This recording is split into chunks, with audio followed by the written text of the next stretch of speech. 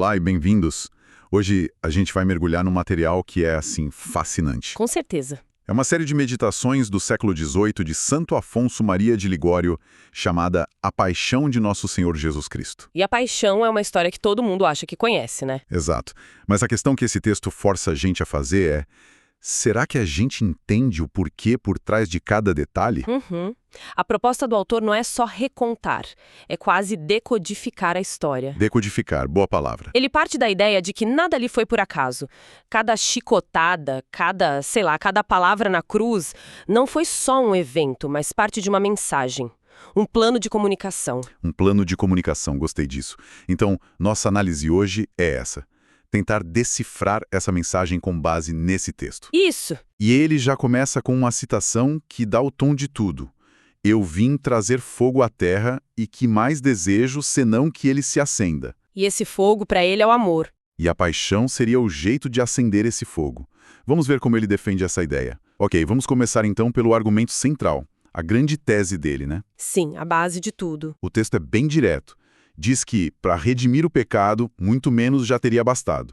Uma única lágrima, uma prece de Jesus. Por ter um valor infinito. Já salvaria o mundo, mas não foi isso que aconteceu. E é aí que entra o conceito que ele chama de excesso de amor. A lógica do texto é que o sofrimento foi, deliberadamente exagerado. Exagerado. Sim, foi muito além do que era necessário para a justiça divina. Ele até cita São Tomás de Aquino para reforçar. O que ele diz? Que Cristo, sofrendo por amor, pagou a Deus mais do que era exigido. É como se ele não quisesse só quitar a dívida, mas, esbanjar no pagamento. Entendi. Mas, para quem está ouvindo, essa ideia de excesso não pode soar meio ineficiente? Quase um espetáculo de sofrimento? Exato, essa é a questão. Mas o autor argumenta que a lógica aqui não é a da eficiência, é a da comunicação afetiva. Comunicação afetiva. Como assim? Ele usa uma analogia muito forte. Imagina um rei.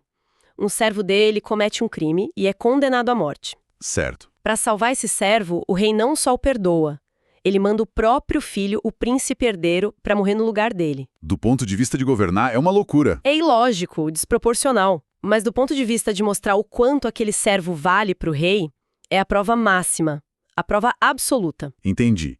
Então, o ponto não é a contabilidade divina. O objetivo nunca foi esse. Nunca. O objetivo era um gesto tão exagerado que a única resposta possível de quem recebe seria o amor. Exatamente. A paixão não é uma transação, é uma proposta. É o que o autor, citando outros santos, chama de uma loucura de amor. Uma loucura de amor. A ideia é que um Deus morrendo por suas criaturas é tão radical que quebra a lógica da razão. Só dá para entender com o coração. E é a partir daí que ele analisa cada etapa. E a primeira etapa que ele detalha é a agonia no horto de Getsemane. E aqui a análise fica muito interessante, porque ele defende que a dor da alma, a dor interior, foi talvez pior que a dor física que viria. Sim, ele foca muito na frase "minha alma está triste até a morte". Que a gente normalmente associa ao medo da tortura, né? Exato. Mas o texto diz que a causa principal era outra. Era a visão, clara como um filme, de todos os pecados que a humanidade cometeria. Todos. Até o fim dos tempos. Sim. Isso que é avassalador. Naquele momento, ele não sentia só o peso do passado, mas de cada ofensa futura. Nossa. O texto usa uma imagem muito forte. Diz que cada pecado se apresentava a ele como uma fera cruel que rasgava seu coração. Que pesado. E a maior dor, segundo o autor, nem era a ofensa, era a ingratidão. Era ver que, mesmo depois de tudo, muitos ainda iam escolher se afastar. Que o amor deles seria rejeitado. Essa era a tristeza até a morte. E essa dor interna se manifesta de uma forma física extrema, o suor de sangue. Sim, e o texto não passa por cima disso. Pelo contrário. Como ele descreve? Como algo torrencial, um suor tão intenso que primeiro encharcou a roupa dele e depois, nas palavras do autor, correu em abundância sobre a terra. É uma imagem muito gráfica. O peso dos pecados é algo que a gente entende visceralmente, uma hemorragia. É como se o corpo não aguentasse a pressão da alma. Exato, e começasse a se romper. A dor de dentro se torna visível do jeito mais chocante possível. E essa angústia toda o deixa completamente isolado. E é nesse estado que o próximo ataque começa. O texto muda o foco da dor interna para a dor social. para a humilhação. Sim, e o autor trata isso como uma categoria de tormento à parte, e talvez até mais cruel. Ele diz: espíritos nobres sentem mais com os desprezos que com as dores do corpo. A degradação da honra pode doer mais que um chicote. Exatamente. E ele cataloga essa degradação de forma quase forense. Não é algo genérico, é uma sequência de atos calculados. Começando pelo mais íntimo, né? O mais íntimo, a traição de Judas, um dos seus, com um beijo. A pergunta de Jesus, Judas, é com um ósculo que entregas o Filho do Homem, ecoa essa dor. E depois, o abandono de todos os outros. A solidão. Solidão total. E na casa de Caifás, o sumo sacerdote, ele dá uma resposta calma, lógica, e o que ele recebe em troca? Uma bofetada de um servo. Puro desrespeito. E a noite inteira continua assim. Cospem no rosto dele, vendam seus olhos, dão socos, zombam dele. E depois o levam a Herodes. Onde a humilhação muda de tom. Herodes não o trata como um criminoso, mas como um louco, um insensato. E para humilhar ainda mais, veste ele com uma túnica branca, a roupa dos tolos em Roma. E o golpe final vem do povo. Sim, o povo a quem ele ensinou e curou pode escolher entre ele e Barrabás, um assassino. E a multidão grita pelo criminoso. É o fundo do poço social. É onde ele se torna, nas palavras da profecia, o opróbrio dos homens e a abjeção da plebe. Ele virou o lixo da sociedade. E para que tudo isso? Qual o sentido dessa sequência de desprezo, segundo o texto? O autor vê um duplo objetivo. Primeiro, reparação. A soberba humana, o querer ser grande, é a raiz do pecado. Então Cristo paga por essa soberba com o oposto exato. A humilhação. E o segundo? É pedagógico. Ensinar pelo exemplo. Mostrar um caminho onde se pode encontrar valor, não na honra, mas em amar os desprezos. É uma inversão total de valores. Uma ideia muito radical. Depois da alma e da reputação destruídas, o ataque se volta para o corpo. E aqui o autor não economiza nos detalhes da flagelação. Não mesmo. A intenção é chocar, fazer o leitor visualizar a cena. Ele até menciona uma revelação a Santa Brígida, um detalhe fascinante. Qual? Que Jesus não foi despido à força. Ele mesmo se despiu, abraçou a coluna e estendeu as mãos para serem amarradas. Uma entrega voluntária. Total, ao que estava por vir. E o que veio foi uma carnificina. O texto descreve como... Ele fala dos algozes usando chicotes com pedaços de osso ao metal nas pontas.